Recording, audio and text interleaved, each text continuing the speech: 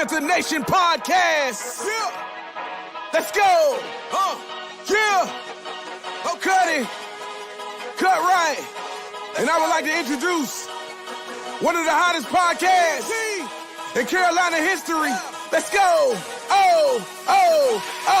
Yeah. Talk, let's chat. We got time to chop it up. Talking analytics and fantasy draft. You know what's up. Panther Nation representing. Cause this is where we talk that. Talk that's so incredible. Make them rewind that talk back. Pause.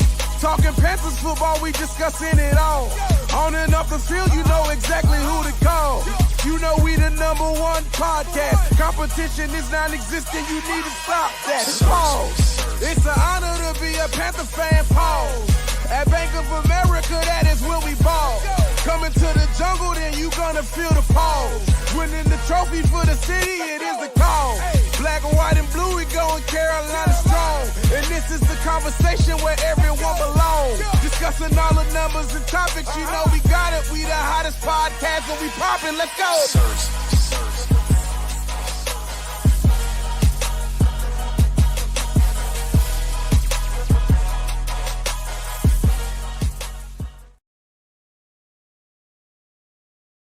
QueenCityPodcastNetwork.com.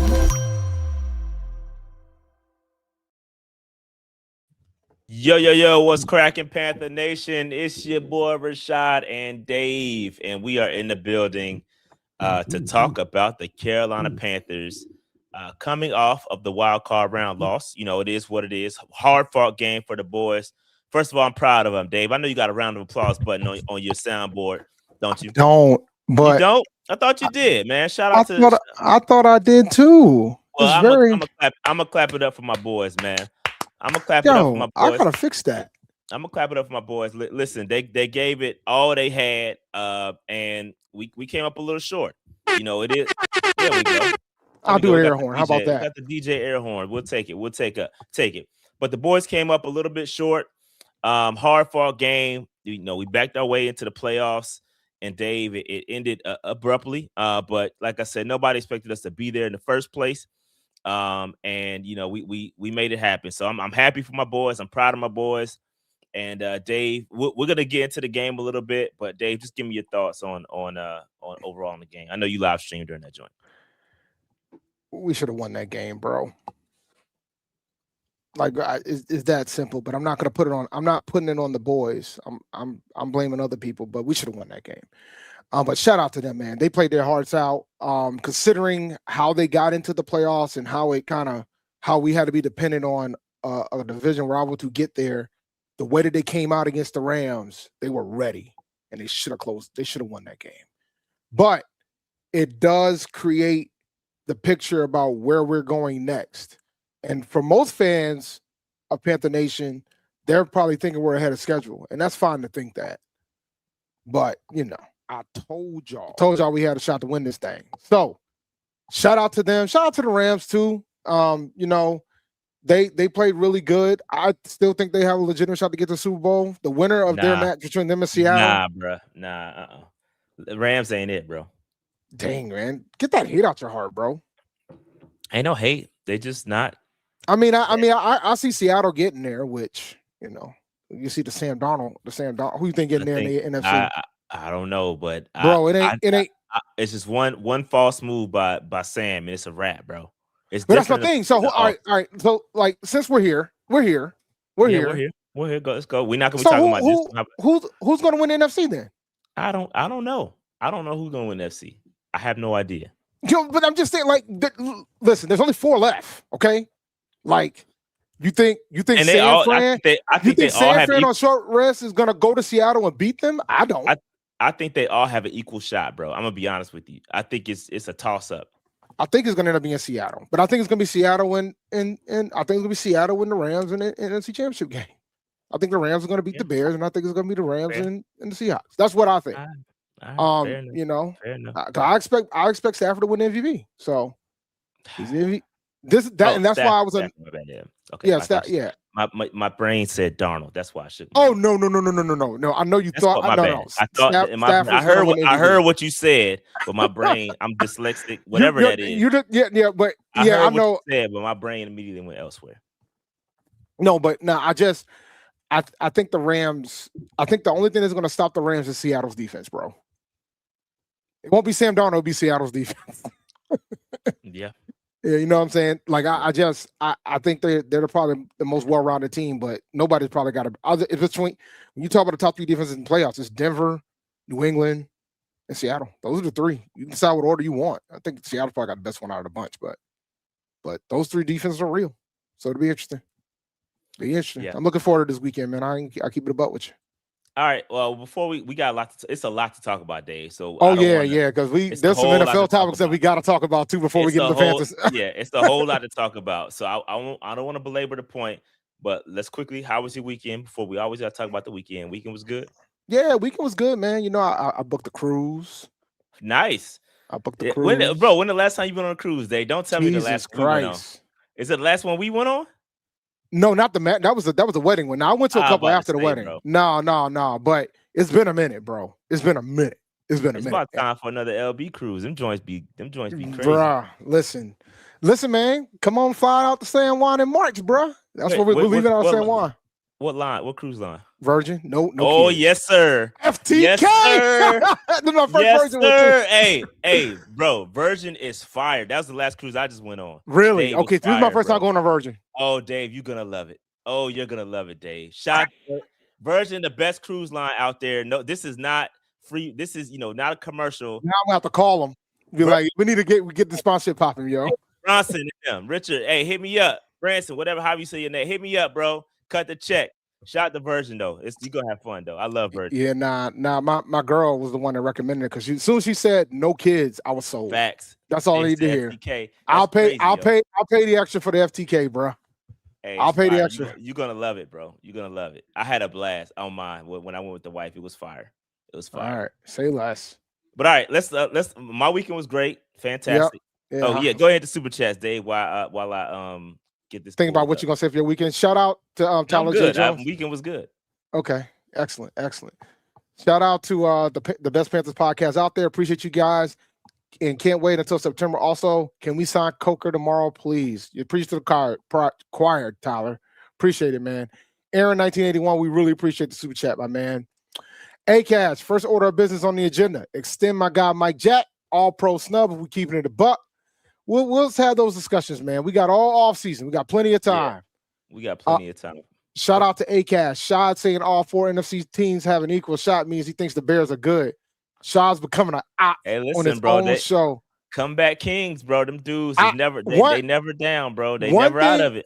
One thing I'll say about the Bears, man, Caleb Williams, he kind of put them boys in the back last weekend, man. He kind of put them boys on the back and made it work. So I gotta give him his due for that one. Shout out to Jarrell Mason 9080. What would be the contingency plan if Evero gets one of the head coach vacancies, and what can Dave do in the offseason to enhance his play calls? He's not giving it up. I'll just quickly answer this question. I think it'll give Dave Canals an opportunity to pick his own defensive coordinator. Well, I don't think we're going to talk about this. There's a whole separate discussion on that, but Dan Morgan did discuss that today on what happened if Evero were selected for another open position. And that's conversation that they're going to have, whether they're going to promote from within. You got to be realistic that a lot of the guys that Evero that are on the Evero staff came with him, so he's probably going to take them too, and it's going to be a little bit of a gut punch for the defense. He did also mention that we have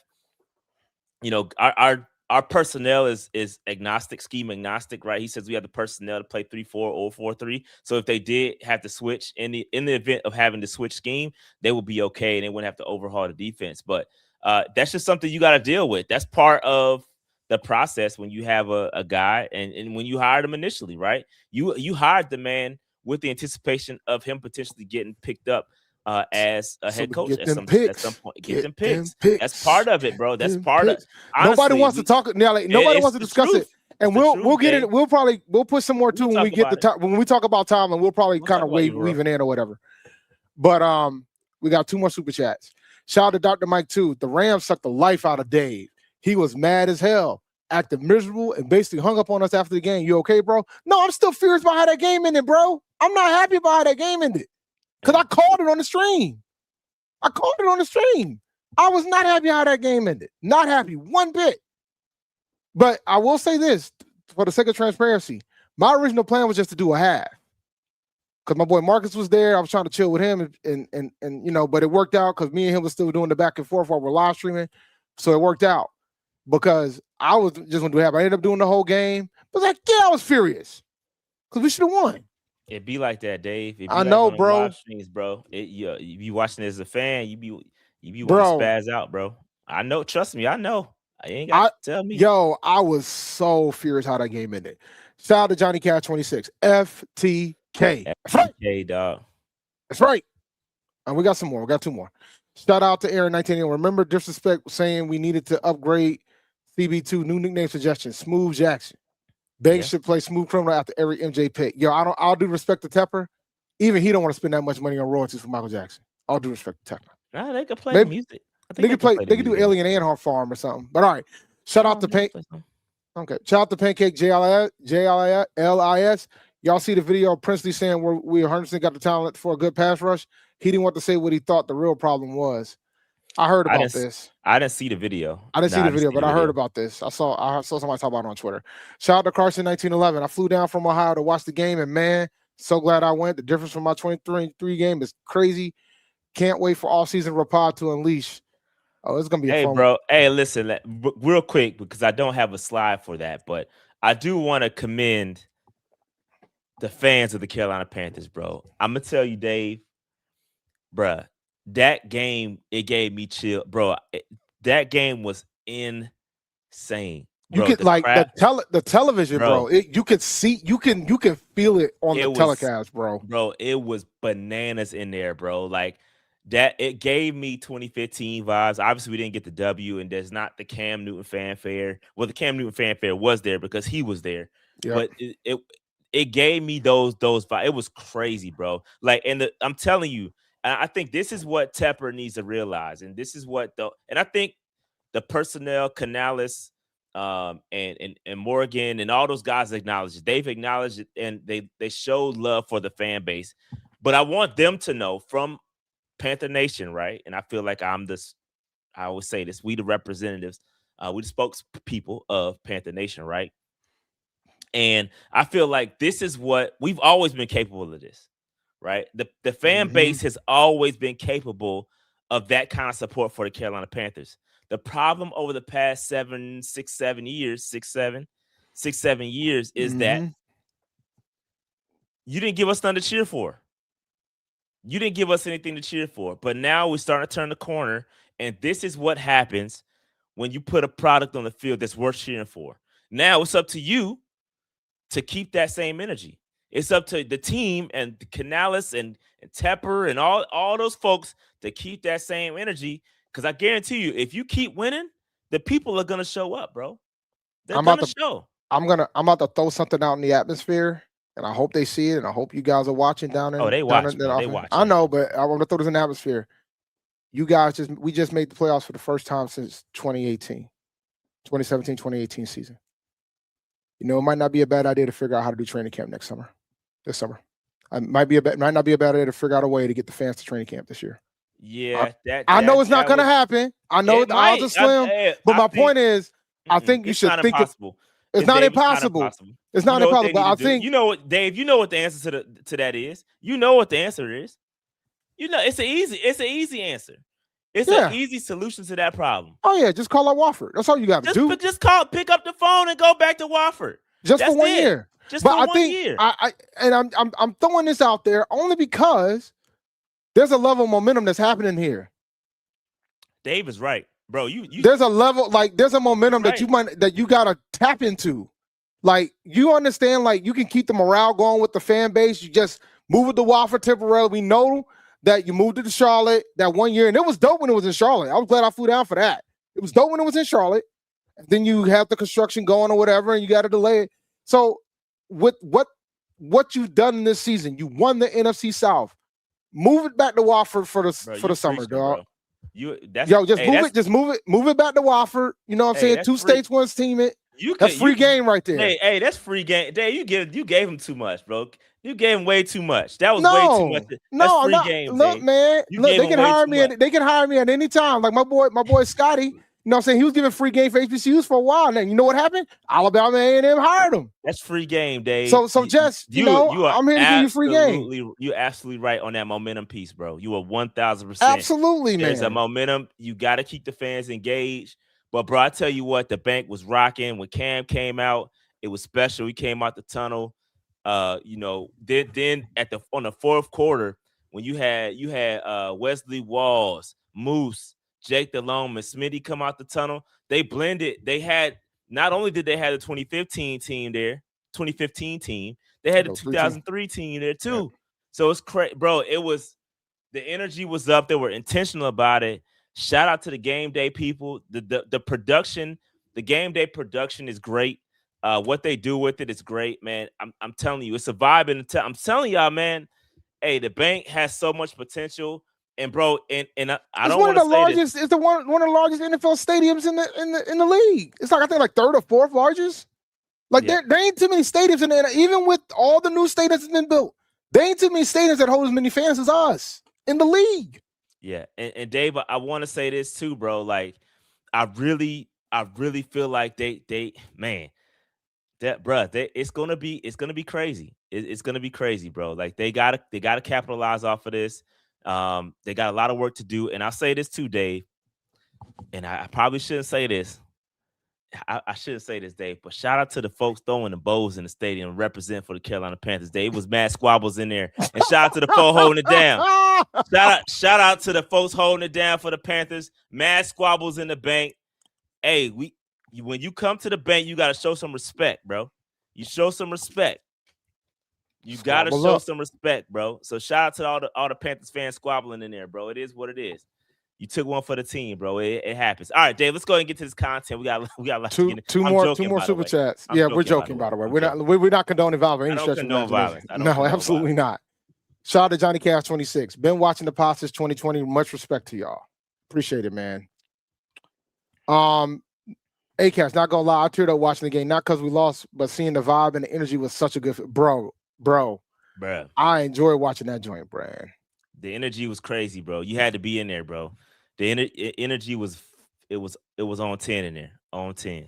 Shout out to Johnny Cash 26. Seeing Cam come out, hit me right in the fields. Yeah, man. I can watch that joint. Constantly. All right, Dave. We got to get to the content, bro. We got to get going. Use that promo code PMP10 GameChanger.LA. It's a perfect time to get you a Jaylen Coker jersey. You know he went off. He had a career-defining moment, a career-defining game. And shout out to Jaylen Coker. Game Changer does have the Jaylen Coker shirt. Go to GameChanger.LA and get that shirt or this one, the Panther shirt with the cam on there and all them. PMP10 when you do, and rock out with your boys. Appreciate that support. Shout out to Will Robson 8432. The Tempers did a great job. This was the best game I've experienced. Yeah, man. We got to give them props. We got to give the Tempers props. Got to. And just remember to teach your man how to squabble. Shout out to Johnny Cash 26 and shout out to Snowfall. All right. Shout out to Coker, man. It's my dog. I'm working on it. I'm working on part 3. I'm working on the interview part 3. Bear with me. I'm working on it. If you get the date, then I might have to try to fly down for that one, man. I'm working on it. Just obviously the man is busy, so I'm waiting on his response. I'm waiting on a couple others too. We're gonna try to get a couple guys working on a couple of the rookies. So we'll see what happens. But stay tuned. We back in offseason mode. I don't like to bother the players during the season. I like to wait till the offseason and then try to get all my interviews. But hopefully we can get one with Coker.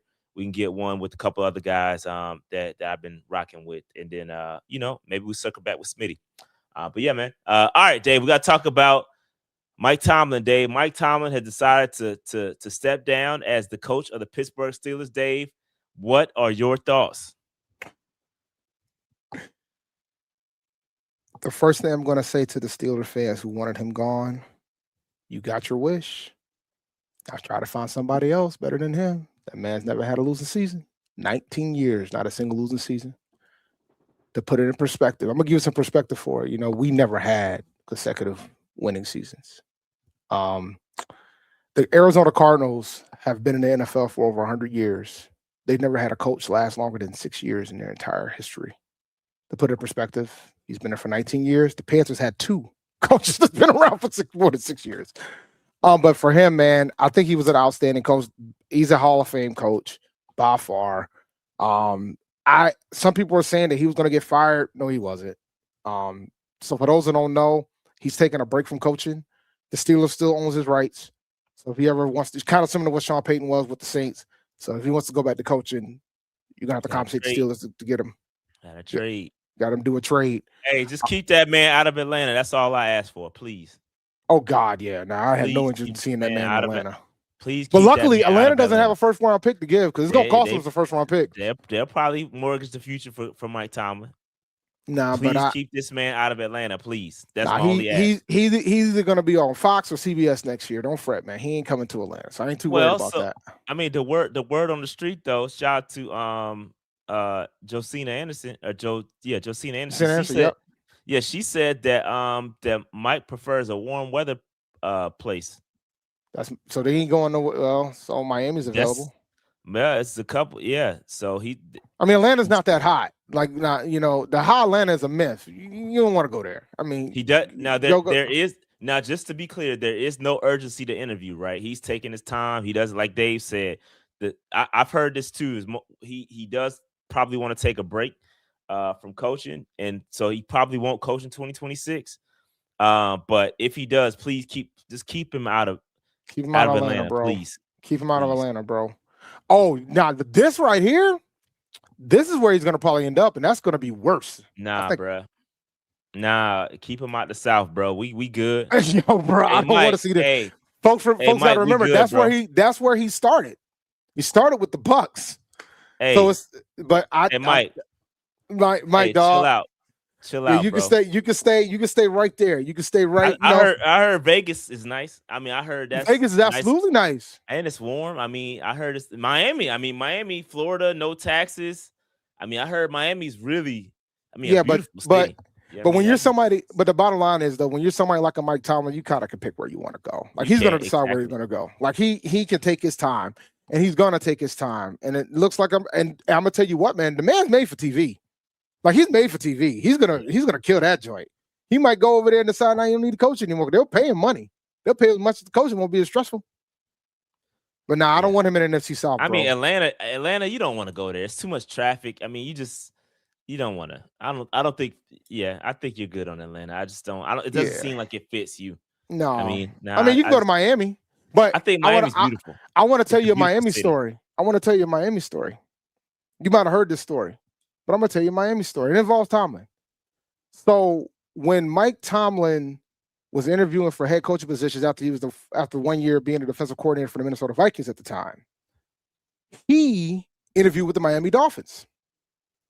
And they loved his interview. But they thought he was too hip-hop. So they hired Cam Cameron instead, and they proceeded to go 1-15. And the Steelers got wind of how great of an interview he had with Miami, and they brought him in. And it wasn't a Rooney, even though people say it's because of the Rooney rule, and it kind of was, but they brought him in after they already fulfilled the Rooney rule because they interviewed Ron Rivera already. The Steelers did. And so when they brought him in, they were impressed and they ended up hiring him, and the rest is history. But, shout out to Miami. I don't know if he would go there, but, I mean, yeah, I heard Nashville nice too. I mean, Nashville is definitely nice. I'm just saying, but all due respect to Tomlin, I don't want that man suffering in Tennessee, bro. Like I don't want that man suffering in Tennessee, bro. I don't want to do that to that man. That man just had, bro. No, that man has had probably the best job in the NFL for almost 20 years. I don't want that man going to Tennessee to suffer. Vegas is nice, you know what I'm saying? But not Tennessee. But it's gonna be interesting, man. Like I could see a scenario where he doesn't come back to coach. Yeah. Because after you've coached the Steelers for almost 20 years, what do you do? Yeah. Even Cowher, same thing happened with him when he decided to retire. Right. They thought it was just gonna be a 1 year thing, and this behind is still on CBS. Facts. So There was teases at times about coming back, but he was like, nah, dog, it ain't worth it. Yep. Arizona's nice, but that means he won't be there more than 6 years. I just told you the stat about Arizona. He won't be. No, that man just left a 19-year job. All right. Now he gonna get a gig for television, and I think he ain't coming back, bro. All right. Unless he really has the itch. But shout out to him, man. Shout out to Mike career. Tomlin. Outstanding career. Shout out. He's a Kappa man. So shout out to the shout out to the noobs. Shout out to the good fellas of Kappa Alpha side, man. Good stuff. Salute to Mike Tomlin.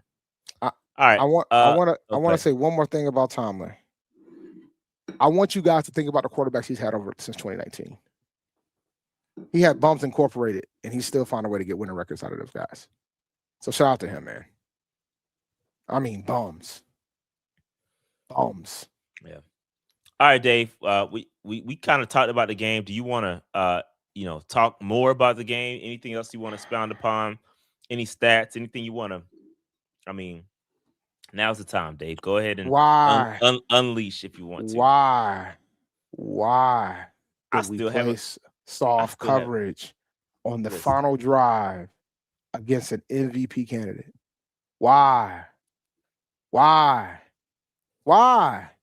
JC wasn't playing, right? So it would have been damned if you do, damned if you don't. We beat them without JC the last time. Why? Wasn't in that situation, brother. Why? No, I don't like Kenny Pickett, but why? I think they did try to pressure, but they picked the blitz up. But why?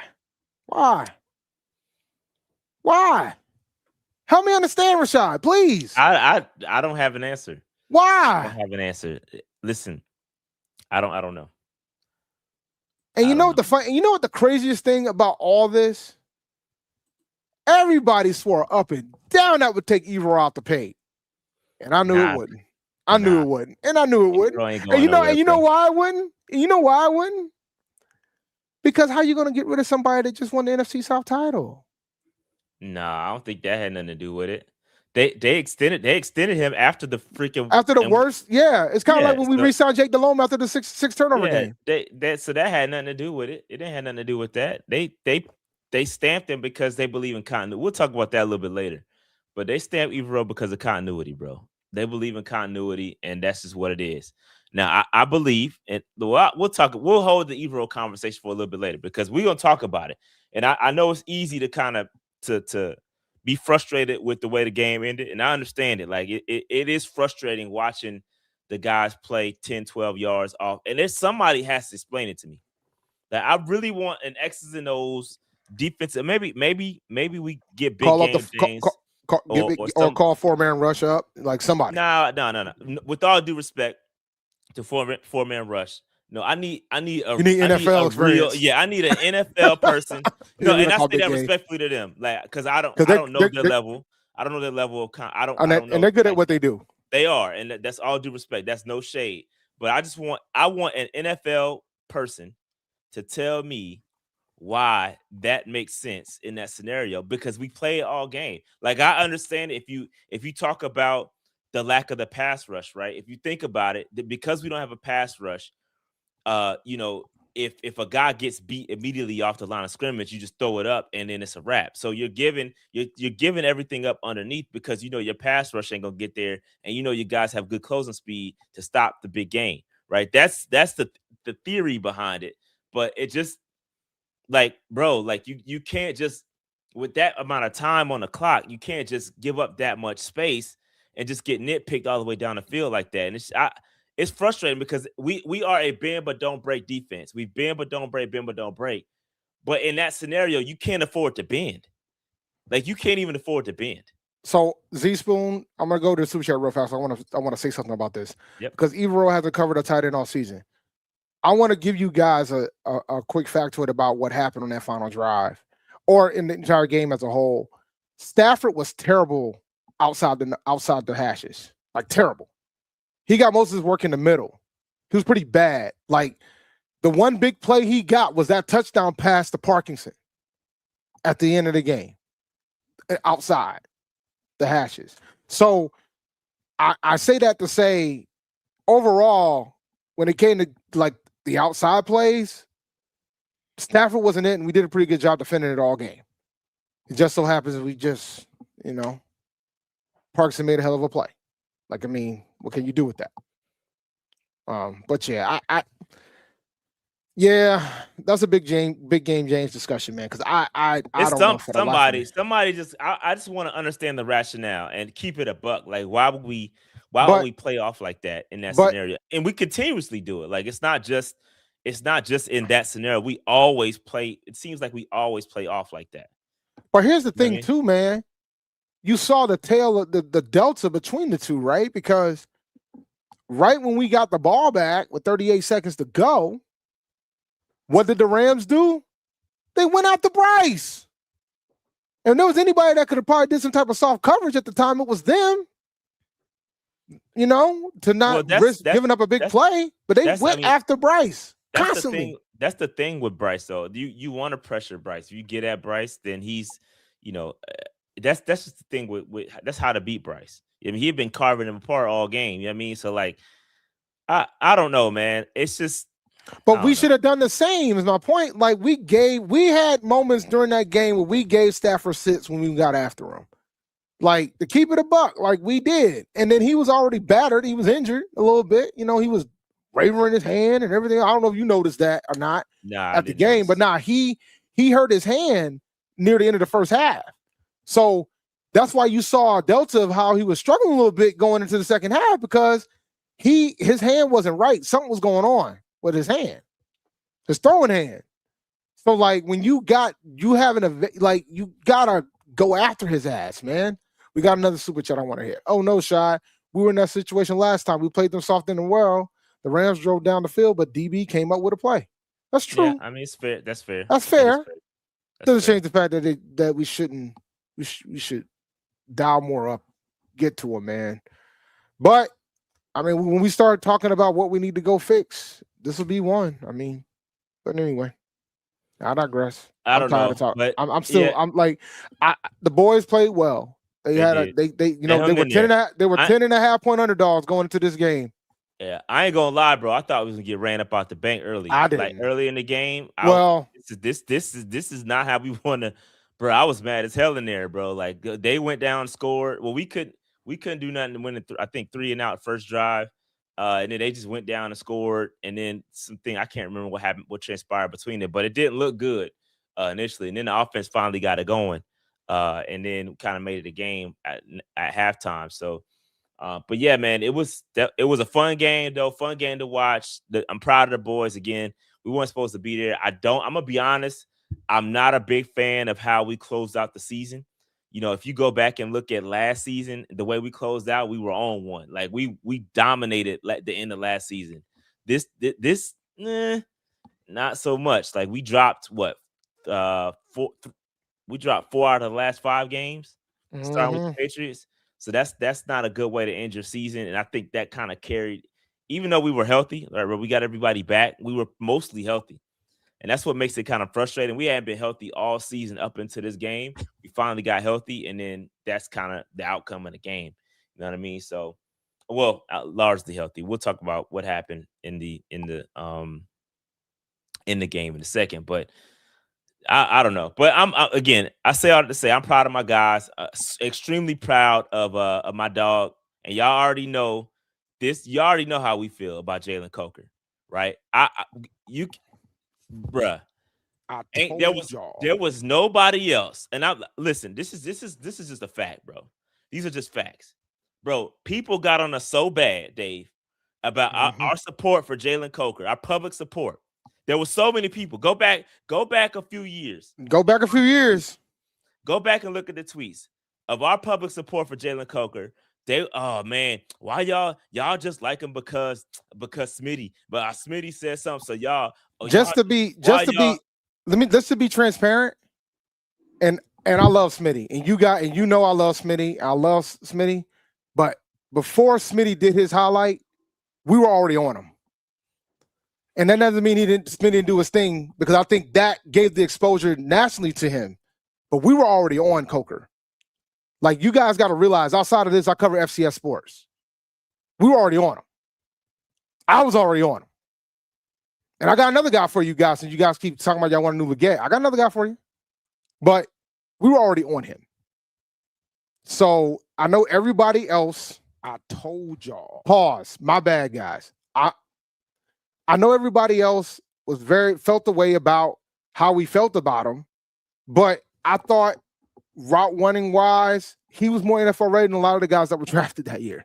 And it was a travesty they didn't get drafted, but I'm happy he got here. I'm happy he got to Charlotte. It worked out.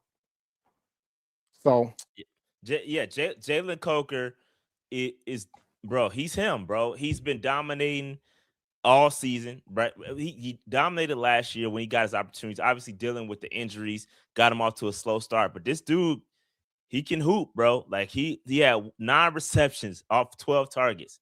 12 targets in a playoff game, bro. In a playoff game. He's him, bro. Like 12 targets, 9 catches in a playoff game. So guess Come what? on, dog. Did you know there's only one wide receiver that's had more catches in franchise history in a playoff game? Who's that, Dave? Steve Smith Sr. He did it twice. Come on now, talk to me, dog. In 05. Man, what we talking about, bro? I was at one of those games. So he broke the record against the Giants in the first game. And then the following week, he went to Chicago and broke his own record. And y'all trying to tell me, and folks are trying to tell me not a Pro Football Hall of Famer. He got 10 with the Giants and he got 12 against the Bears. Y'all remember that game when he got 2 TDs? I do remember that game. Yeah, y'all remember that game? I remember so that game. Coker is 3rd place in franchise history. And the only guy that's in front of him is Steve Smith, who did it twice. That had more catches in games twice. Shout out to Coke, man. That's our dog, man. And y'all know Jaylen Coker's our dog, man. We got the one-on-one interview with him. We interviewed the man 3 times, or 2 times, excuse me. We got him right after the draft. Basically, got him right after the draft. Then we got him again last year, right after the first season, and we trying to work on him again this year. So just hopefully he don't get too Hollywood. I don't think he'll get Hollywood on not on PFP. Nah. I don't think so. I hope not, bro. I hope not. But we'll see. We'll see. But he's him, bro. He bought out of it. He bought out of his mind, bro. He bought out of his mind. He did. He's him, bro. 134 in a tutty, a longer 52, bro. He's him, bro. He's him. And he's so skilled. His hands, bro. His hands are elite. He doesn't drop anything, bro. He's the most dependable. From a catch percentage standpoint, he's the best. He's the best hands on the team, bro. Dave, I'm gonna say it, bro. He's the best receiver on the team, bro. Just period. I said that. Top to bottom, he's the best receiver. No, and I love T-Mac, bro. T-Mac, but Coker's the best. When you talk about skills, hands, Coker's route the best running. Yeah, he's the best receiver on the team. He's the best receiver on the team, bro. Like, now we can argue that T-Mac ceiling could possibly be higher, but as of right now, Coker's the best receiver on the team. Thank you, Dave. You cleaned it up for me. I'm here to clean it up for you. Yeah, T-Mac, I think does have the highest ceiling just because he's the catch radius. But right now, Coker's the best receiver on the team. Coker's the best receiver on his team, bro. He is. I'm sorry. Right now, from a route running standpoint, from a hand standpoint, T-Mac has a lot of drops. Hey, don't DJ Moore him now. Don't DJ Moore him. I'm just saying, but he's a rookie though. He's a rookie. I've given him grace all year for the drops, bro. I haven't come up here and said, "Oh, he needs to get out of here because he's dropped." Bro, oh no. I think T-Mac should win Offensive Rookie of the Year this season. He should, but Trey, bro. I think the playoffs, man. Travion Henderson's going to be a factor. That's the biggest. What did I tell you the other week? I said, if they don't give it to a quarterback, the only threat to him is Travion Henderson, bro. Look at the numbers, bro. He got 1,000 all purpose. He got like 1,100 all purpose. Mm-hmm. So he got a lot of tutties. So it's between them. It's between him and Travion. But my biggest concern was they was going to give it to a quarterback. I'm gonna be hurt if they don't give O'Roy to T-Mac, bro. I'm gonna be hurt. I ain't gonna lie. I'm gonna be mad. I'm be mad as hell, bro. But yeah. I mean, the thing about Coker, though, when I see Aaron is talking about he needs to see a full season, but the thing about Coker, man, is that he got to get the opportunity, too. Like, he played less games. He played less games than the first round pick, I ain't gonna mention his name right now. He played less games than the first round pick, not T-Mac, the other one, and he got as much yards as him. Listen, here's the deal. Here's more the deal. TDs. He was playing his role, right? And nobody, Coker not the type of dude to complain or say, I need, bro, he's gonna stay in his lane. But ultimately, he was playing behind a lot of guys, and his skill set said, hey, yo, bro, I need wide receiver 2. So guess what happened, Dave? For the first time in this playoff game, Coker was announced as a starter, bro. He got to run out the tunnel as a starter, bro. Yeah. I was going crazy. And you see what happens when he finally gets to start? And then all this theory about he can't play on the outside, how'd that go? Come on, man. How'd that go? He's him, bro. Because that was the criticism when I kept saying he's the one. It was like, oh, he can't play outside. Yeah, he can. He absolutely can. And I think folks are coming around now. But, you know, I think, and I'm going to say this, some people ain't going to like it. We got to quit getting infatuated with all these guys to be playing P4 and just going off traits. At some point, you got to learn everything. Like, you got to be able to do everything. And I think that's the biggest reason why Coker didn't get drafted. They were critical about where he played because he played at Holy Cross, not looking at everything else that he had, and not looking at the fact that the FCS has got some pretty damn good wide receivers in its history. It didn't just start with Cooper Kupp. Jerry Rice was an FCS guy. Terrell Owens is an FCS guy. Randy Moss is an FCS guy. Like, there's really good receivers that come out of that division. Yeah. So, and I do agree with the criticism that he has to stay healthy. I will agree there. That is fair. That is a fair assessment. I'm not going to argue against that. But I'm hearing what Dan Morgan had to say about Coker today, about how he's taking care of his body and he's transforming his body and all this. I think that's going to come along. But yes, I would agree with that assessment. He does need to stay healthy. But when he's on the field, best receiver on the field, bro. As a complete receiver for now. Again, I agree. T-Mac higher ceiling. Thanks, Dave. Yeah. Shout out to SC Bass. What Coker lacks of speed, he makes it for his hands and the ability to get off it. You know, Jerry Rice ran a 4.6. Facts. Talk about it. Like, Jerry Rice ran a 4.6. Everything, bro. I say it all the time when I was doing my prospect videos. Bro, it's multiple ways to get open. Speed is just one. Bro, the fastest dudes in the league be having bricks for hands. What good is your speed if you can't catch the daggone football? Yeah, speed ain't none if you can't catch the football, man. All right. We have Coker all year, at least 2 more wins. Detail, I agree, bro. Appreciate the super chat, my guy. Y'all had me in my mouth yelling 18 boys up. I was begging Bryce the whole game not to throw a super chat. Coke boys, we up, bro. Shout out to Lionel Garland for the super chat. And shout out to Todd Black 7650. That pissed me off what Adam said after the game in the interview to Stafford. Said, let go snatch their souls before the last drive. Yeah, that sucked, but it is what it is, bro. We should have did what we needed to do to close them out. Exactly. You got to close it out. Do what you got to do to close them out. What it is. So that way we could take their soul. Part of the game. It's part of the game. Shout out to Nick P. Drum for the super chat. We appreciate it, my guy. And I think that's all the super chats. All right, let's keep it moving. That's enough for the game. Let's talk about some injury updates. Icky did rupture his tendon during the game. This is probably the worst time. If you want to pick a bad time to pick a bad time, this is not ideal for Icky, bro. It's a contract year. Yeah, contract year in the playoff game. Like, it is the worst, bro. This timing was the worst ever to get. And I know you can't, predict injuries, and it's just what it is. But this is the worst time to have an injury, bro. And the thing is, there's a possibility we might not see him next year.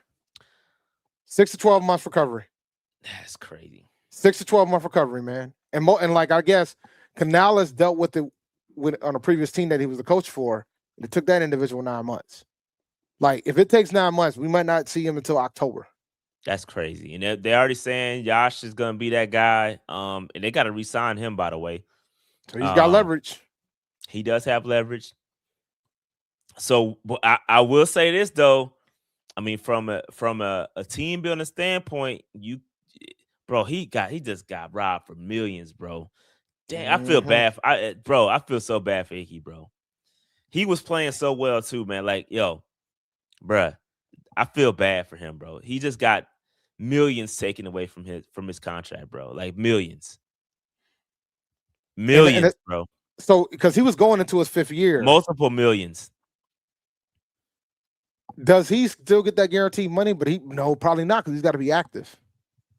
Bro, Oh, multiple millions, bro. dog. Man, it is the worst time to get injured in the playoff game on a contract year, heading into the next season. It's not good. It's tough. Not good, bro. It's not good. So, I mean, we're gonna talk about this a little bit later. That to me, this injury changes the draft board tremendously for the Panthers. Like, I think they were going to have to go offensive line anyway with how much the cap was. But now it might have gone up into the tiers about where you need to be. Yeah. The priority level from a need, it moves it up big time, bro. Big time. Mm-hmm. So sucks, man. A lot of people saying this is the worst injury for offensive linemen. It is. It is. It's not good. Because we don't know what he's going to be like upon his return. Like, we don't know what he's going to be. So it's tough. It's tough, bro. It's tough. Tough break for him. I feel for him, bro. Because it was about to be payday time for him. He's about to get paid. I mean, that dog, you talking about multiple millions of dollars taken away now. Because I mean, that's part of from the Panthers standpoint, they gotta protect themselves, man. Like, that's now a part of their negotiation strategy. Like, look, bro, you coming off a devastating injury. We can't give you the contract. We can't give you starter LT money with that. Yeah, bro. Nah, that's crazy, bro. That's crazy. I mean, if they have a heart, but I know it's a business first. NFL stands for not for long. Bro, what? You know, they got to protect themselves, bro. They're gonna protect themselves first. So I could see them offering them a decent amount for a 1-year deal just to see if he can do it. And then they go from there. Because now they might not, because we have to double check, but I think now that they're going into the 5th year of the first round of the contract, it ain't gonna be fully guaranteed anymore, because he's not, unless they decide to activate him. Yeah, I don't know how. I don't think they're gonna do that. I gotta go back and look at the situation to see. But it's awful timing. Awful timing. Timing couldn't be worse for that injury. All right. All right. I got 3 super chats. Shout out to Will Robinson, 8432. Let's be clear, Coke boys, we up. Facts. Shout out to Big Lou, baby. I was shocked when I seen you walk into the game. Thanks for the photo, bro. Love the show, and the game was lit, bro. Shout out to Big Lou, man. All right. Shout out to Branson Dwyer, 1207. I'm happy we signed Bryce. Yeah, I've been happy, bro, but we gotta get him a long-term deal. But we're not there yet.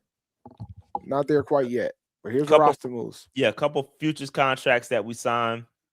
Nothing too crazy. Notable name up here is Damani Richardson. Outside of that, Tyree Carter was on the roster. Yeah, he was solid, but everybody else is Jacoby Women's a familiar name. Jacina Reed, Chesnia, however you say his name. Familiar names, but nothing too crazy. So these are all futures contracts. Nothing too major. They need to go find a future contract for a tackle. We need more than a future contract. Yeah, all right. So a couple interview requests, Dave. Folks are starting to, pick up the phone and call our guys. This is a good problem to have in some instances. But one that this day a little foul for this one. The Atlanta Falcons picked up the phone and called, wanted to talk to our executive vice president of football operations, Brandon Tillis. Dave, how you feel about that one?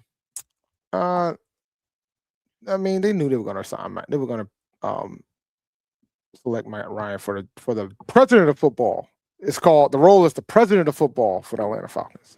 Yeah. And Matt Ryan's already gotten the job. This is VP though. No, they said no, because when they advertised, it said president of football. No, I'm talking about what Tillis interviewed for. Yeah, that's what he interviewed for, president of football. I thought he interviewed for president of football. That's what Matt Ryan got. Yeah. I thought he was, but neither here nor there. Neither here nor there. I don't think he was gonna in real. He wasn't getting that job. Yeah, he wasn't getting that job. But he wasn't getting that job. But Tillis is capable. He's capable. I think he is.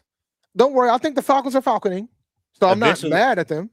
Yeah, eventually, I think Tillis will get poached to be a executive somewhere. But or general manager for some squad. But hopefully Tep keeps cutting the check to keep him around because he is critical to what we're doing here. Also, eVero. So eVero also has fielded some interview requests. Head coach for the Las Vegas Raiders and head coach for the Atlanta Falcons, both interview for both positions. Excuse me. And also our assistant head coach Mike Dave. How you say his last name? Buravisi? Yeah, him. He interviewed for the quarterback coach for Washington Commanders. Dave, any thoughts? Any thoughts on these interview requests? There's a lot of Panthers fans rooting for Evo to get a head coaching job right now. God, y'all are. That's what I've been seeing on Twitter, bro. Don't be out here trying to get mad at me, but what I'm seeing. But I kept trying to tell you guys, I'm not sure if these are Rooney Rule interviews, but I will say this: I think he's got a better shot than folks are giving him credit for to get a head coaching job. He is respected highly in the league, like very high in the league, even still. So I think we need to take that into account, and he could possibly get one this cycle, man. There's 9 openings. There's 9 openings, bro. It's a lot. Like that's over a quarter of the league. So Dave, remind the people of what happens if Evero gets picked up as a head coach. We get a 3rd round pick.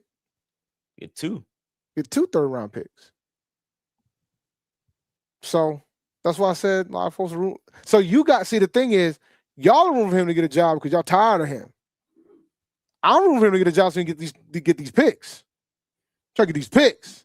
And that's part of the Rooney Rule. You know, that was like an expansion of the Rooney Rule. So, you know, the 49ers used it religiously. For Mike McDaniel and Robert Saleh and, you know, they would the guy that's in Houston. Oh, what's his name? Can't remember his name right now. Terrible. Can't remember his name. His name escapes me right now. But the coach in Houston. 49ers got picks for all of them. Yep. So yeah.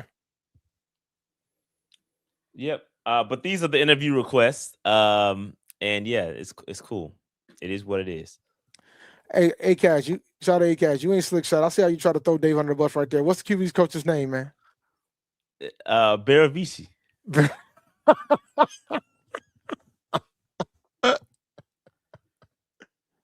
on, Buravisi it is, man. Don't try to play me, dog. All right, let's keep it moving. Patreon.com/PantherNationPC if you want to support the channel even further, man. We greatly appreciate all the support, all the views, all the likes, comments, shares, all that good stuff. If you want to take it a step further, go to patreon.com/PantherNationPC. We greatly appreciate that. Shout out to all of our MVPs. Shout out to our franchise folks. And shout out to our free agents, man. We appreciate all the love.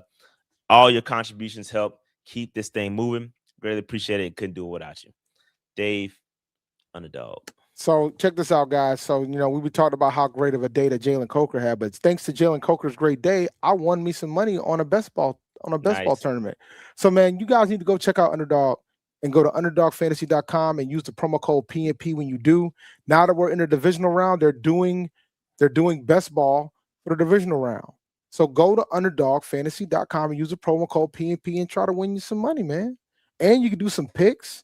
You know what I'm saying? You do higher and lower about how you feel about these defenses. The way these defenses are going to be in the divisional round, you might want to do some lowers this week. But you can check out Underdog, man. They're a really good product. I enjoyed. I won some money last week, and you can too. So go to underdogfantasy.com and use the pro PNP when you do. Shout out to Underdog, man. All right, let's talk about Dan Morgan's press conference because a lot of y'all have been alluding to some of the conversations that have been going on. But I got 5 takeaways from Dan Morgan's press conference, and then we're going to talk about Canales and we're going to talk about Evero for a brief second. And we might have to hold some of our other discussions off into another week because it's a lot to talk about, and we might not make it through, and it's going to get late. All right. So, first of all, Dan Morgan, takeaways. This is takeaway number 1. The Panthers believe that they have their franchise core in place. Dan repeatedly emphasized foundation, continuity, and knowing who they are. He said basically Bryce Young is going to be our quarterback for the near future. Now, one thing, you know, Dave, what I do best is I read between the lines. What I did not hear was a long-term commitment. There was not, hey, he is the franchise guy for the next 20 years. What I heard was, yeah, we picked up the 5th-year option, and we're gonna see what happens. That's what I heard. Listen, y'all tell me if y'all heard something different, but that's what I heard. I didn't hear anything. They asked him, was he a franchise guy? And he just answered by saying he's accepting the 5th-year option. That's basically how he answered it. Yeah, because I mean, you know, he has got to negotiate with this guy in a year too, to be fair to him. True. So, like, you know, I can understand why he approaches that way. Made it clear that you're going to exercise the 5th-year option. Fun fact for you guys, ever since the 5th-year option existed, every quarterback that's been taken number 1 overall has gotten their 5th-year option exercised. This is not out of the ordinary. So it goes back to the point of he's got to negotiate with him the following season. So, of course, he's going to exercise the 5th-year option. Like, you got to, you know, that's just how I feel about it. I understand why you would say, oh, well, why didn't you say he's your franchise quarterback for 20? Then you lose leverage. Now you got to pay that man $55 million a year to be the quarterback. Now you get him another year to go what you need to do, and then you got to pay as such. See what the rate's going to be by then. Because you know the rate for quarterbacks ain't cheap. So be interesting to see. Yeah. So that was interesting, though. I think they're going to obviously believe in Bryce for the short term. They picked up the 5th-year option. That's a positive sign. You know, Canales is going to be the culture driver.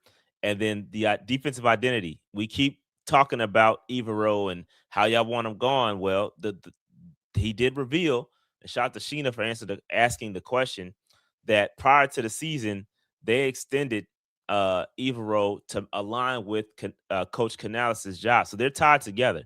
EveRos not going anywhere. And not only that, they asked him specifically about, we talk about why do we play off coverage? Why do we play off coverage? Dave, they asked him during the press conference, Mr. Morgan, what did you think about the soft coverage? What did he say, Dave? Well, I believe in everything that EveRos is doing. I'm not going to second guess him. We believe in the system. We believe in the system. So if they believe in the system, what do you want me to do? You talking about a guy that's been in the league for Dan Morgan's him, bro. He knows what he's doing.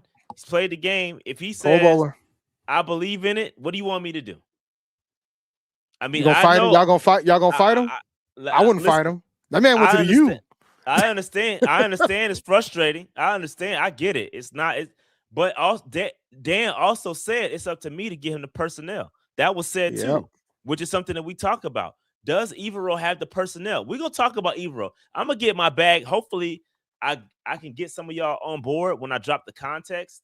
But I think we gotta pump the brakes a little bit on EveRos, because last year when we were the worst defense in basically NFL history, he didn't have Derrick Brown, and there's some things that changed, bro. Like the numbers are the numbers. I think if you take a step back and look at the larger view, bro, you got to give EveRos some props. You got to give him some props. I know it's hard for some of y'all, but I got to drop the content. This is why I'm here. This is why I created this pod. This is exactly why this pod exists, is to kind of filter through some of the talking points and really get to the brass tacks. And does it make sense? So we're gonna talk about it. But the defensive identity is worth investing in long term. EveRos being the defensive coordinator. Okay. So again, that bottom line says the Panthers are no longer searching for direction; they're refining it. So that's a good takeaway that I came away with watching it. So another one is the team's going to be aggressive, but not reckless when it comes to free agency and the draft. He was very clear that we're going to attack our weaknesses, but we're not going to be reckless. This basically means no panic. No panic spending in free agency, meaning they're not going to just go crazy trying to sign the biggest edge rusher. They're not going to go crazy like that. They're not going to force needs in the draft. He mentioned that in the draft too. He said, hey, we're not going to just go out there and draft for need. We're always going to draft for BPA, which is how we ended up with T-Mac. Mm-hmm. Okay. Selective splurges only if they fit the plan. Okay. So, yeah, they'll spend a little bit if it makes sense. So, when it comes to offseason moves, expect measured aggression, not splashy desperation moves. So just think about that for a second. And here's the thing, too. Any thoughts on that? The thing that you got to take into consideration, we're a playoff team now. We won a division. Yep. There's going to be more free agents that's going to be enticing to come here because they know they're going to have an opportunity to have a shot to win a title and win a championship. They'll be more willing to come here. So he shouldn't have to overpay for people either. So he doesn't have to look desperate. because we're a championship team now. We are a division champion. Been there one day. I hate that. I know you hate the shirt, bro. But look, it came in the mail today. I got the other one. I got the other shirt. Yeah, I didn't get the other one. Mine should be in the mailbox. I ain't gonna get it. Nice hat. The hat's fire though. Yeah, the hat is dope, and I don't even wear hats. But point number 3: player development is a core strategy, not a talking point. So when you talk about some of the themes that he had, sometimes the answer's already on the roster. We've heard that before. We've heard that before, but I think it truly is, Dave. A lot of the guys that we're playing, right? They're developing. Coker's one of those guys, bro. You can't talk about Jaylen Coker without saying development, right? That's a part of the process, right? There's guys on this roster that are getting better year over year. You know what I mean? Cade Mays is one of those guys. You know what I mean? There's guys getting better on the defensive side.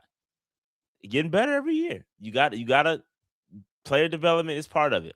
So that development strategy applies to young defenders, recent draft picks. Trevin Wallace being one of those. That was the name that he brought up.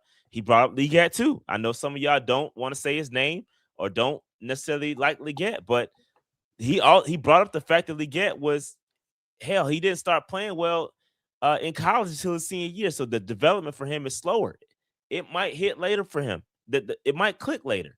You know what I mean? We never know. And it also applies to Jonathan Brooks, even though he's coming off an injury. His Jonathan Brooks name came up during this press conference too, saying that he was out there running routes. He's looking good, taking the rehab seriously. So we're going to see Jonathan Brooks, and he was one of the guys we're going to talk about. We might need to save that conversation for another show between him and Rico, but we'll hold that thought. But depth. So depth players emerging internally. So that's what you have to have depth on this roster. And we started to see some of that, especially in the offensive line. Some of those guys stepping in, playing well. That depth is important. You have to have depth. It can't just be about the starters because guess what? Injuries happen. So you got to have depth players. And the Panthers believe in the development. The development will close the gap faster than constant turnover, which is what we've seen. We've seen that. We've seen that over the past several years. Turnover, coaches turnover. Then your strategy changes. Your players turnover. Like, you got to get guys in, which is why you're not going to change coordinators consistently. It all works together. Continuity is what the Panthers are starting to build. And it's a slow burn. It's a little frustrating, right? Especially when you see teams like the Jaguars hit the ground running. That's a little frustrating. I ain't going to lie. Just being transparent. But they lost in the first round too, to be fair. Yeah, but they had a monster season. Give me their season, bro. They had a monster season year 1, bro. I ain't going to lie. Then they look really good. Jaguars look good, bro. Duval, that dude came. Yo, he nice, bro. I like his energy, bro. His coaching energy is crazy on the sideline. Dude be lit. He be lit on the sideline. That's kind of what I wish we had in Canales, low key. Like, Canales too nice. We should have kept Frank Reich another year. We should have kept Frank Reich another year, man. Yo, Liam be over there reckless on the sideline, bro. That joint be crazy. But shout out to the Jaguars, man. They having a good season. Our expansion team brethren. Yeah, for sure. Shout out to the Jags. This is not the one. This is 5. Okay, yeah. So I got them out of order. I'll go back. But the culture shift. Culture shift is real, and it's being used as a recruiting tool, right? So he brought up the fact that free agents are going to want to come here. They're going to want to play under guys like Canales. They have a family environment, locker room chemistry. You know what I mean? So there's trust between the staff, the players, and the front office, right? And so that's building credibility, and guys are going to want to come play under Coach Canales, right? So they're selling that, and they got the culture, and I think you're going to start to see guys want to come play here. That's a part. We talk about it all the time, which is why we can never get the big names. Those guys don't want to come here. It's always it's constant turnover. The culture ain't right. Now, bruh, people saw that home game. People saw what the culture can be. You know what I mean? And so I think we're starting to build off of it. And so I believe Canales is 100% correct on this. The culture's starting to shift here, and I think that's a great point that he made. And the last point was the timeline is flexible, but the expectations damn sure ain't. Okay, he said he avoided saying the team was ahead of schedule, but made one thing clear: the expectation is to win a division, host a playoff game, compete for championships, and earn it every single year. At the same time, he stressed patience, brick by brick building, and long-term sustainability. So that's things that we've said on this podcast, and there's a couple ways to build a team, and they're in it for the long haul. It's going to take some time, and so that's just what it is, man. But I listen. I like Dan Morgan's press conference. I think Dan Morgan gave us all that he could without giving us the game. Right? There's some things he wouldn't touch on, but it is what it is. I think he was pretty transparent with what he could be. So shout out to Dan Morgan doing a good job, and hopefully he can knock it home with this offseason. Dave, any last final thoughts? Oops, my fault. Any final thoughts on Dan Morgan's press conference? I watched the presser, man. It was a really good interview. It was a really interesting interview of how he kind of like paced everything. He talked for a bit before he started taking questions. He did. He talked forever, bro. Yeah, man. The one little nugget, already got over 600 players on their draft board. So they're already cooking there. So it's going to be interesting to see how this pans out when we go through the draft process and things of that sort. But they're at work right now. So shout out to them. We got a couple super chats before we get into eVero, though. Let's knock those out real fast. Well, we only got one. Shout out to Big Lou Baby. What do y'all think about Isaiah Simmons? I think he's a special teamer. That block punt. Yo, man, shout out to him, man. I remember when y'all wanted to draft him. Y'all remember that? I remember when y'all wanted to draft him. He's at safety now. They moved him to safety. But he's more special teams though, so I'm cool with that too. Hopefully he develops though. You got to understand he expressed some frustration with being moved around and not having a home, right? People are playing him at linebacker, playing him at safety, playing him at they're playing him all over the place. He never really got comfortable in a particular role. And if they can bring him back, and keep him in one particular role, maybe that'll help in some areas of depth. So we'll see. I thought he had that block punt. So, hell yeah, he did. It was big too. That was a big play. That was big punt block. Yeah, we needed that. That's what kickstarted our offense. Mm-hmm. So this is what it's looking like, low key. Yeah, and there's nothing wrong with that. Nope. Daggone Sam Franklin got paid. Sure did. He got paid as a special teams ace. They're needed. Absolutely. All right, let's keep it moving. Let's talk about eVero now, y'all. We've already kind of, belabored the point. Some of y'all want eVero gone. Some of y'all don't. But at the end of the day, man, he ain't going nowhere. He's not going nowhere. That's a fact, and it just is what it is, man. I think eVero has a system that works. I think he's lacked personnel, and I think Dan Morgan has co-signed that and agrees that he needs better personnel, whether it be edge rushers, whether it be linebackers. He needs some help to execute his entire plan, right? We know that a lot of the focus was on Bryce Young and getting Bryce Young protected, right? A lot of resources, a lot of money went to that offensive line. Same with the draft capital. A lot of the draft capital, first round picks, went to daggone receivers for Bryce Young, right? And so there's a lot of resources going there. So we might not be getting the guys that eVero needs to fully execute his system. Now, I don't know that. We don't know all the details that goes in, into what he's asking for. But, I think that this year was a massive, massive, massive improvement from last year. Mm-hmm, I agree. It was a massive improvement, right? And if we can't just sit back and acknowledge that point and just give him some props off that, then we can't even have a conversation. Nope. Right? We can't even have a conversation. Right? So, I think we got to start there. Let's take a look at it, Dave. Let's take a look at it. So here's some of the stats that I have that I pulled. So I pulled all of the stats from the team stats from 2023 when he first started, 2024 and 2025, right?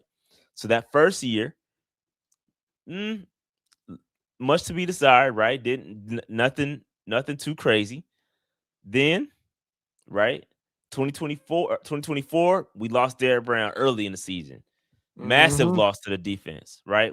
That was historically one of the worst defenses in NFL history. Just bad. But what you had to acknowledge is the comeback, the glow up.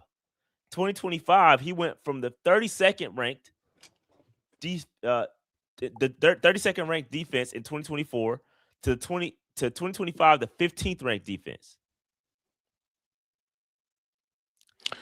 15th. Y'all ain't y'all ain't reading these numbers, and it's okay, guys. It's fine. I mean, 15th. Top 15 defense in the NFL. Before can we all agree with this? Before we came into the season, Dave and I both said this. We said if we get the defense just to be top half, just give us a top half of the defense, we can make the playoffs. We can be a solid team, and that's exactly what happened. He got us into the top half, right? But mind you, no pass rush whatsoever. None. No pass rush. Zero pass rush. No pass rush, right? Linebackers dealt with some injuries. Mid, right? We've got holes. We got gaps all over this offense. But our defense, excuse me. But just getting Derrick Brown back was huge. Mm-hmm. And the takeaways have doubled since he became the DC. Exactly. The takeaways have doubled. Turnover percent. Come on, man. Like we gotta give him some props. Points allowed is 380.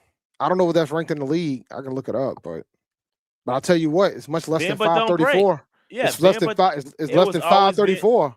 It was bend but don't break. That defense was always built on. They're gonna give up a lot of yards, but it's about the points. They never gave up a lot of points, right? I mean, we can look up what it is. I can look it up real quick. Let me look it up. I'm looking it up.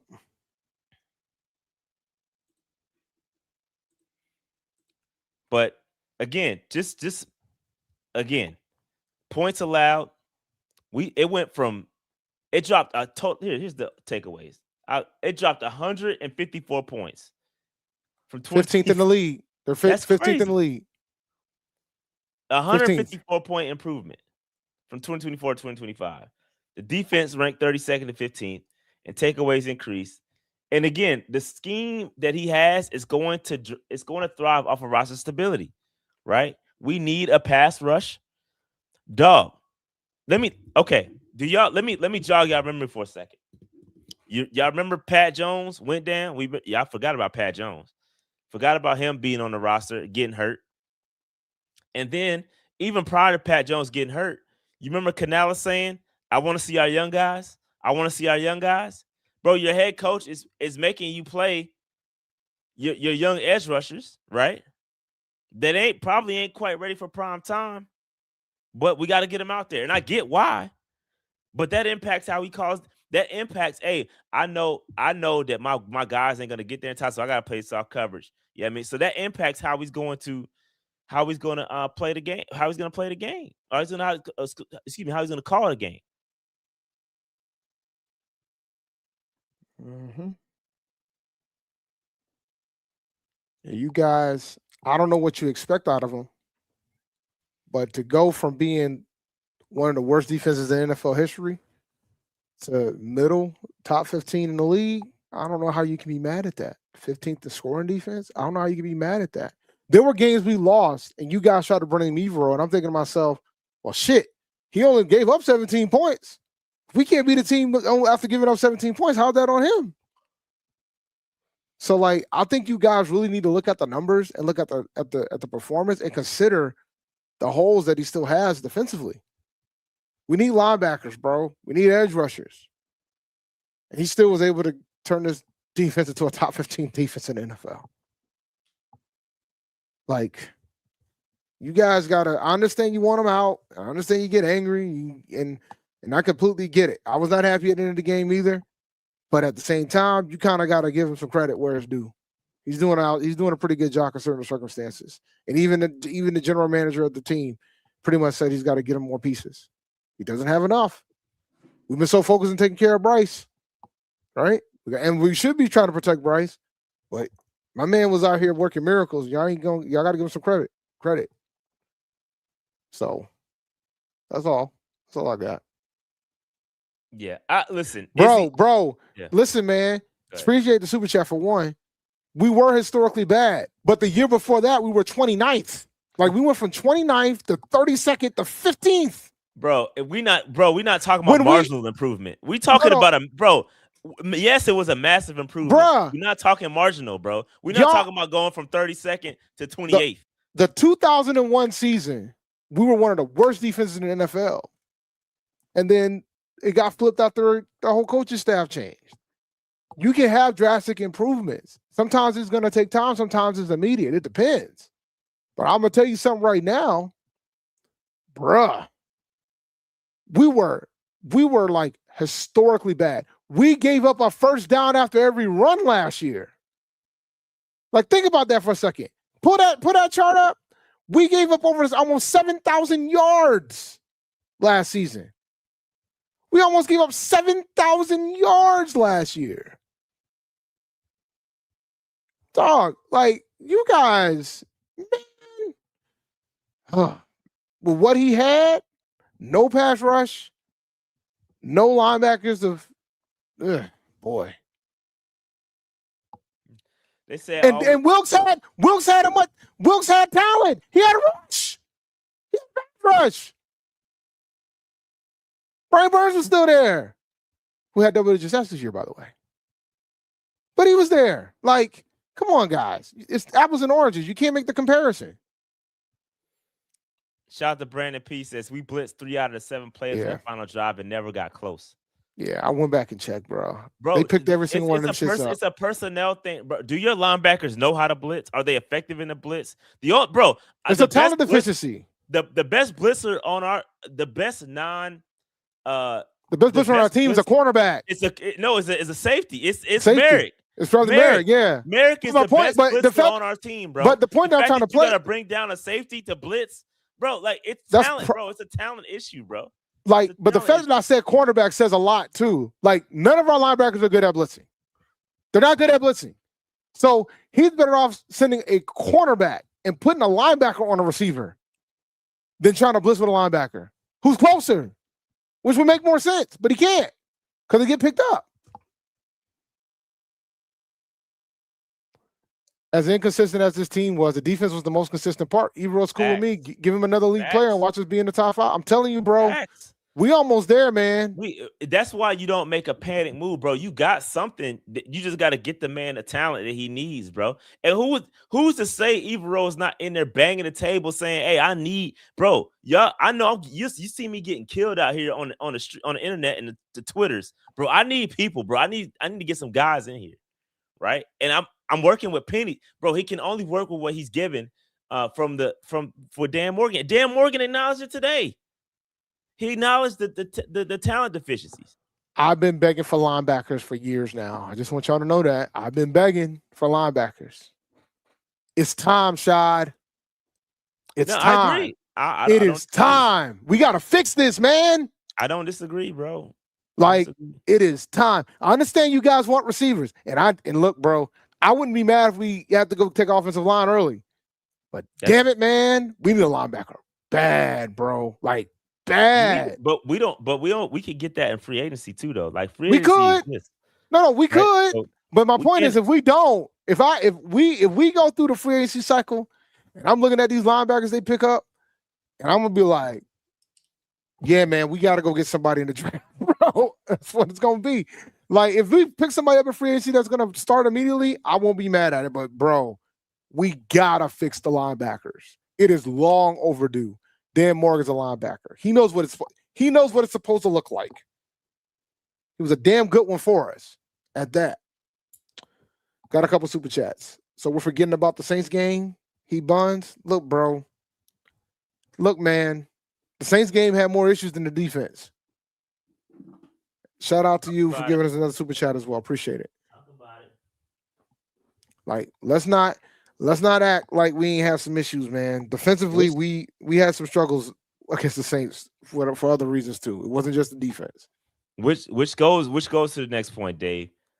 We gotta talk about this dude. Dave. We gotta talk about Dave Canales and his offense, right? We got all the smoke for eVeros. Everybody got all the smoke for eVeros. Does Canales get a pass? I'm asking. Oh boy, I'm asking for a friend. Cause y'all got all the smoke in the world for Evero. So let's have fun before you put up the stats. I'm pretty sure you got a slide. So let's have some fun. Slide for everything, Dave. But don't before you reply in the chat. I want you guys to tell me what the offense was ranked, what the Carolina offense was ranked this season. I want y'all to tell me what y'all think we were ranked in the NFL out of 32 teams. Put it in the chat. I'm curious to know what y'all think it is.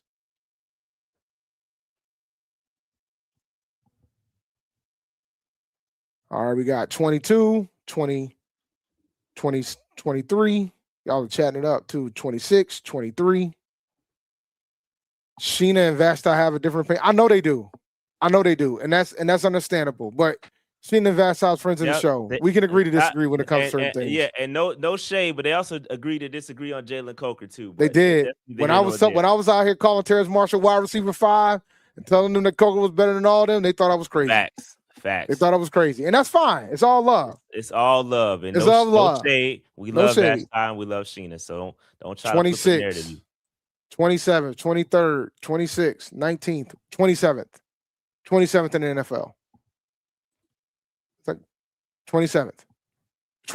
And that is an improvement from last year. Because last year, we were 29th. 27th. So if you're gonna give Evero all this heat, okay. But that 27th is about what he kind of fell when he was the OC for the Bucs too. Like he was pretty close to that number as well. You know. But hey. Hey, listen, I'm just putting numbers out there, bro, because we got a lot of targeted smoke. You know what I mean? It's a lot of smoke for one side of the football, bro. If you watch the season all year, like, and I get it, bro. It's so easy to get frustrated. This is a what have you done for me lately league, right? So like I understand it. You go based off of the last game and you get frustrated with the way we exited the playoffs. I get it. I understand that.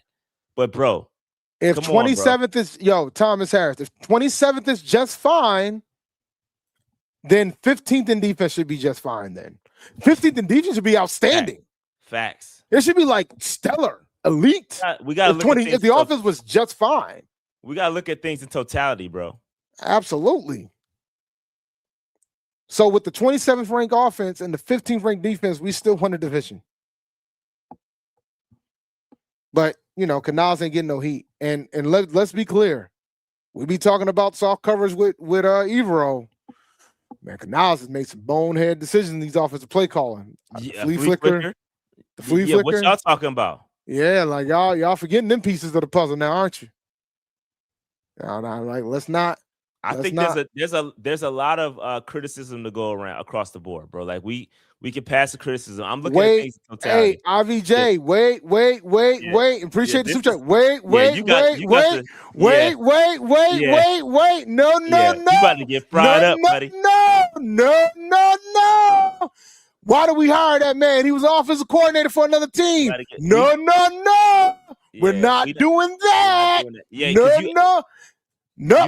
You added you said a 4-year DC, so you're adding his Bronco years, which was pretty damn good, right? Which was good, and then you're saying a 2nd-year head coach. We're not judging him based off of his head coach. We're judging him as an OC, because he's the play caller. So you got to go back to the Bucs years, right? So include those years, which would be what, Dave? What was with the Bucs? You say it all the time, 26, right? 20-something. He was in the 20s. And we're not talking about age. So yeah, bro, we're not doing that. Nah, we appreciate the super chat, but bro, that ain't it, brother. It's dang near apples to apples. All I'm gonna let me tell you what he was. Now you got me pulling it up. 2023, 26, I think. I think it was like 26, but I'm pulling it up. Yeah, you say it all the time. I'm surprised. Yeah, I want to make sure. I want clarity. I'm a man of clarity. And of course, now the site don't want to play. I'm pretty sure it's 26. Yeah, it was something like that. I'll pull it up. I had enough. All right, let's do that. Here we go. 2023. There's no total here. Where's my totals at? Come on. And I think while you're bringing that up, I think this is valid too. Shout out to Hunter. He says, I think he was more of a QB 23rd. Oh, they were 23rd. Okay. No, that's defense. Wait. I'm tripping. Wrong thing. Offensive, not defense. Sorry. So Hunter, real quick, while you pulling that up, Hunter says, I think he was more of a QB whisperer than a full-blown offensive guru, and Bryce did get better. That's 23rd. Fair. It was still 23rd. Wow, the Bucs were 23rd in offense and defense that year. They were 23rd. And they won a division. Go figure. But yeah. Yeah, y'all out here talking about the offense is fine. Now, look, man, there was some days where the offense was freaking outstanding, but it was very inconsistent. Way more inconsistent than the defense. I can tell you that. Way more inconsistent than the defense. Y'all worried about? I already went over that. So he hasn't improved our offense. All right, improve. Wait. But wait. It's improved. It went from 29 to 27, but now, what was the Panthers' offensive ranking we were dead last. We were dead last in 2023. Oh my God, I'm looking at it right now. We were dead. Trash. Yeah, we'll give him credit. We're giving Canales credit. Oh, we were dumpster juice, bro. And what's crazy though is if you look at the context, here's some of my points that I came away with. So again, his offense is more stability over splash, right? He wants to protect Bryce Young. It's more of protecting him from himself, right? Putting him in situations where he can win. So it's stability over big plays and explosive plays all the time. Granted, we did have some and a lot more than last year, so I'll give him credit on that. I think the passing game intentionally scaled back to reduce the risk. And again, that goes back to protecting the quarterback, right? The run usage increased, but the efficiency, right? We saw that in the back half of the season, bro. We couldn't run the football, which kind of speaks to Rico's situation. We'll talk about that in just a second. That'll be the last point we make. But the points dipped. But its situational control improved. I want y'all to. This is a takeaway. I want y'all to go away with. Context matters, right? Last year we had a lot of battles, right? Our defense was so trash that our offense had to make up for a lot of that, right? Our offense had to put us and dig us out of bad situations because our defense was so garbage. There was a lot of shootouts. So our offense is going to produce, a little bit more. They're going to be a little bit more viable, right? So that context has to matter, right? So the points, right? We didn't score as many points because we didn't have to, right? Because the game situation, right? But the situational control improved, meaning we were trying to dictate more games, right? And again, the offense, and despite us not getting in as many shootouts, the offensive rank still did improve. So that is impressive. I give him kudos for that. But Dave, I also got to say this. Listen, they asked him straight up. They asked Dan Morgan, hey, what do you think about bringing in an offensive coordinator? And Dan Morgan said, that's not my call. He said, bro, that's on Dave. If Dave wants to bring in another guy, then that's going to be on him. Or if he wants to promote one from within, that's on him.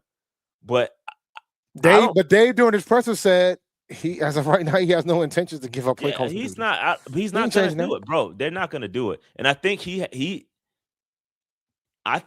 has a thing with this QB whisper, and it's working, right? Bryce numbers are improving. He has whispered. He successfully whispered Bryce Young.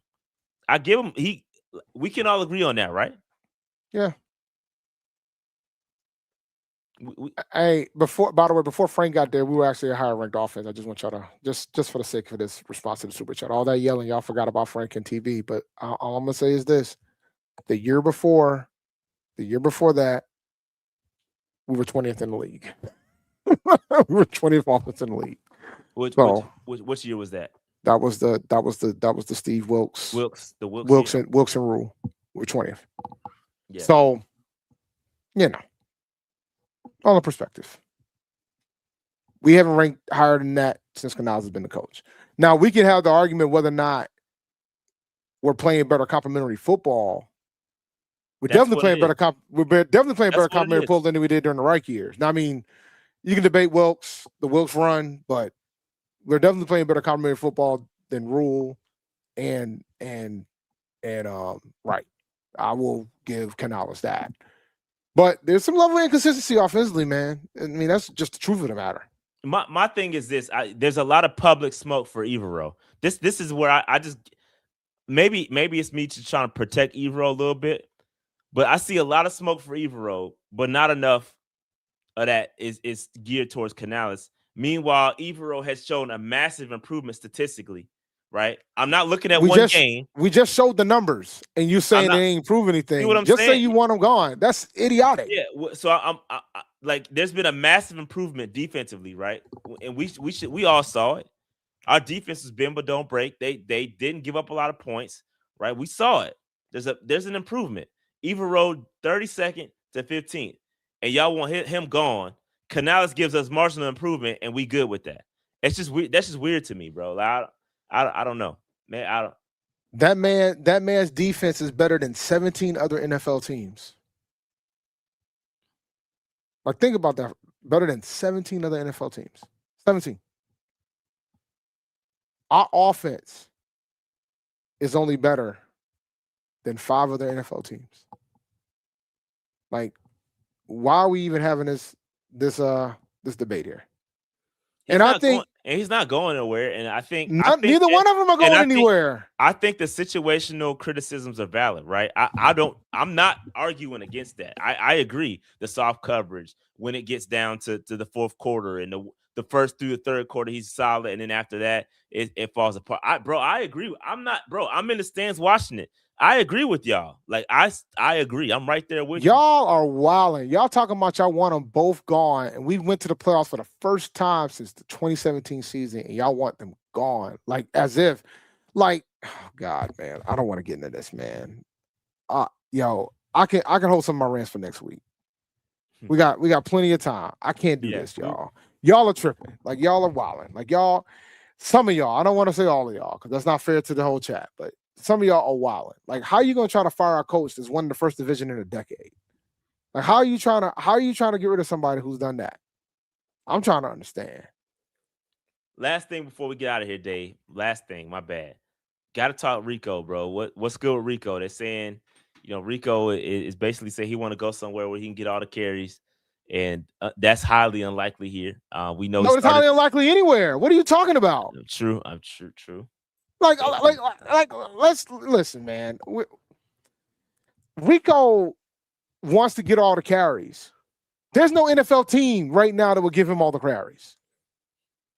Can you name one? No, I can't. I think he wants not all, but majority of carries. He ain't getting the final majority. Like, if we get all right, let's clear the majority. 70-30. He ain't getting 70-30 nowhere in the NFL. Nowhere. All due respect. He ain't getting 70-30 nowhere. Nowhere. Not even the Chargers. Nowhere.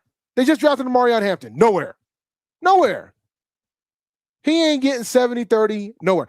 He won't even get it in Kansas City. Even though I think it would be a good fit there. But he wouldn't even get it there because they don't do that there. He wouldn't get it with the Commanders. Like, everybody you're naming, he wouldn't get it anywhere. He couldn't get it in Dallas. He wouldn't get it in Tampa. He wouldn't get it in Kansas City. Because the thing that he's failing to realize is that they're going to draft somebody. Like, if they need somebody, they're going to draft somebody. So he ain't getting it anywhere. Like, and I understand he was frustrated because he didn't get that much work in the playoff game. I get it. But Chuba was the hot hand. Yeah, I don't know if this stat is true, and I think it might be. 3 games, 500 yards, and then 14 more games for 500 yards. Like, I feel like that's accurate, Dave. You can, even if it's facetious, I think it's still in line with what happened. Right? He had some monster games, and then after that, it was just like, all right. He had the Dolphins game. He ran for over 200 yards. The Cowboys game right after, he ran for 183. Then a couple weeks later, he ran with the Packers for 130. And after that, he only went over 70 yards one other time the entire season. Most of the time, he was in the 50s, 30s, 40s. So, yeah. Like, half of his yards was in 3 games, bro. Yeah. Like, and that's 313. That's yeah, he had 519 yards in 3 games. and he had 557 yards in the other 15 games, and that includes the playoff game, by the way. He only had 9 yards in the playoff game. So like, so in 15 games he got a little over 500 yards. I think that that's not a product of Rico himself. I think that's just a product of defense adjusting, bro. Like, they knew what our identity was, and they started stacking the box. I think that goes back to Canales. It goes back to Canales. That's fair, but however, he had 1, 2, 3, 4, 5 games where he averaged under 3 yards a carry. He only had 1, 2, 3, 4, 5, 6 games, 7 games where he averaged at least 4 yards a carry. So 7 games that he averaged 4 yards a carry out of 18 games. The other 11 he averaged below 4 yards a carry, and some of them he averaged under 2 yards a carry. So, I mean, he had 3 really great games, and the rest of them were kind of But I know that's when they were trying to figure out the hot hand situation too, or when they were trying to split it up and all the other hoopla. So, I mean, I just think if he thinks that he's going to go somewhere and get the majority of the work, I don't think there's as many options as he thinks it is. And even if he does find an option, I don't think he's going to get the money that he thinks he's going to get. That's just my thoughts. And with Brooks coming back next year. Shout out to Jonathan Brooks. Can't wait. Like Jonathan Stewart said, get your Jonathan Brooks jerseys. Because this is what I know his knees is jacked up. I know. But if he happens to return back to his prior form, this, my friend, is what the offense is missing. This Chuba with this style running back that can make guys miss, receive out the backfield, elusive. This, sir, is what the offense is missing. Now, I know it's going to be a long shot for him to stay healthy. So y'all think the Vikings ain't going to draft anybody? Y'all not understanding my point. They're going to draft a running back. Whoever signs Rico, they're going to draft a running back. I don't understand why folks don't realize this. They're going to draft a running back. Running backs ain't making the money like that, man. That's just the reality. They're going to draft a running back. So we'll see. But I agree about Jonathan Brooks, bro. Like, I think he's going to be next up. I am concerned about his injury history. I'm 100%. We all should be concerned. We should be concerned. But at the same time, we did draft a running back last year too. So it's like, well, I don't think that was special teams though. Yeah, I know, but he muffed that punt too. But don't remind me. Like, quit bringing up old stuff, okay? All right, please. I appreciate that. All right, Dave. We about ready to wrap this thing up? Yeah, man. You guys almost y'all got almost 2 hours out of us, man. Yeah, that's crazy. But Dave, yeah, this is fun. We got a lot to unpack this offseason. I didn't even get a chance to hit the salary cap. That's up next. Want to talk about the salary cap? Want to talk next week, bro? Yeah, we got plenty of time. But there's other stuff we got to get into. Free agents. It's a lot. It's a long season, long off season. If there will not be a mock draft this coming Monday, because I will be coming back home from out of town. So I won't. It's an okay weekend, man. Yeah. Do some observing. Do some observing. I will do a mock draft the following Monday. So the following Monday, which will be on the 26th, I will do a mock draft Monday then. So no mock draft Monday this Monday. But yeah, man. Again, we appreciate y'all. Anything else, Dave, before we wrap this thing up? Nah, man, I'm good. I hope you guys enjoyed the season, bro. Because this was a fun season. This was a fun season. Good season, man. Season. I told y'all, you know what I mean? Like, bruh, we had to kind of step back and just appreciate what we got, because we are improving, and that's all we ask for. So, all right, before we go, I'm putting you on the spot, because we got to go over these games. We got divisional round this weekend. Okay, go ahead. Let's run it. All right. I don't know the order, so I'll just name the games. Patriots, Texas, who you got? In New England. Pats. All right. I agree. Denver, Buffalo. In Denver, who you got?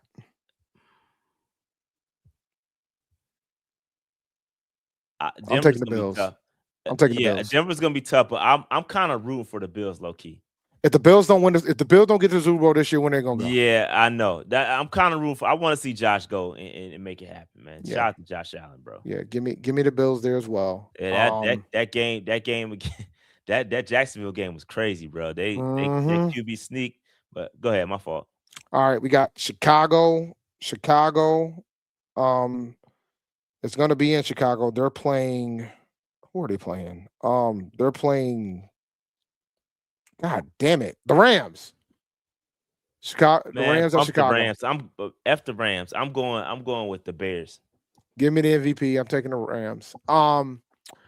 Seattle and San Fran. San Fran on a short week. Who you got in Seattle? Seattle's gonna blow these boys out the water, bro. Yeah, I'm going with Seattle. Yeah, blow these boys out the water. Oh, I answer this question before we go too. If the Bills lose, y'all think Moderna? Yep. I think if they don't go to the Super Bowl, he's gone, bro. I agree.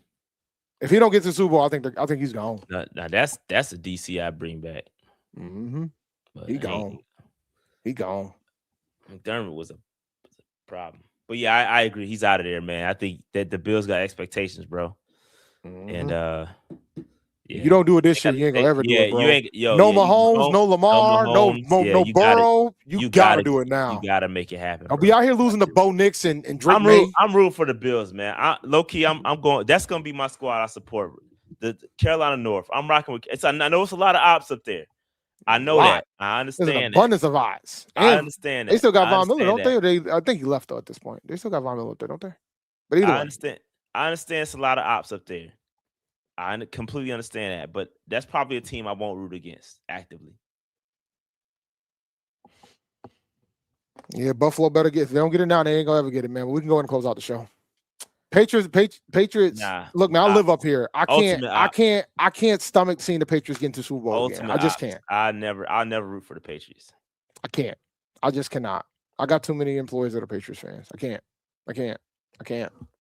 I wish I could find a way for Houston to beat them, but I don't see it. Not the way that Stroud played last night. I don't see it. Don't see it. And the Patriots defense is legit. I will say that, but we'll see. But nah, let's shut it down, man. That's good, man. We'll holler at y'all, man. Make sure you hit that like button, subscribe button, notification bell. Let's keep running. The next goal is 30,000 subs. Let's get up there. I want my 100K plaque. We got to get that 100K plaque. I got a long way to go. We're gonna make it happen. Like, subscribe, notification bell. Get out of here. Peace. Hold on, Dave. I didn't have it lined up. There we go. Shout out to PNP. It's Rashad and Dave. Keep the vibes up. Ain't nothing serious. We just having fun. We the best podcast. PNP. No need to pause. Keep pounding.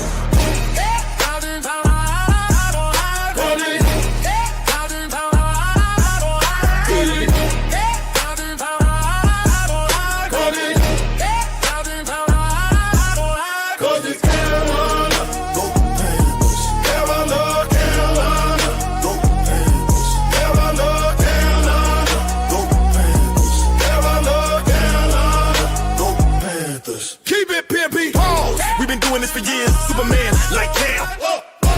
Ice up, sun like spinach at the scoreboard. 0 to 50. No other teams can compete. I know you feel me. Keep pounding. Carolina, go Panthers. Carolina, go Panthers. Carolina, go Panthers. You know we gotta.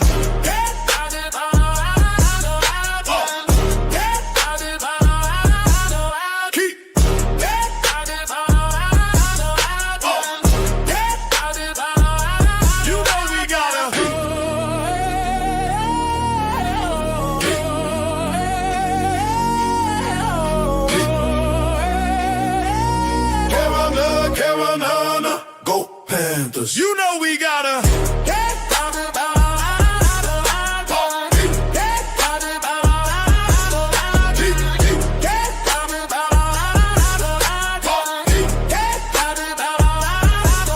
Cause it's Carolina, go Panthers.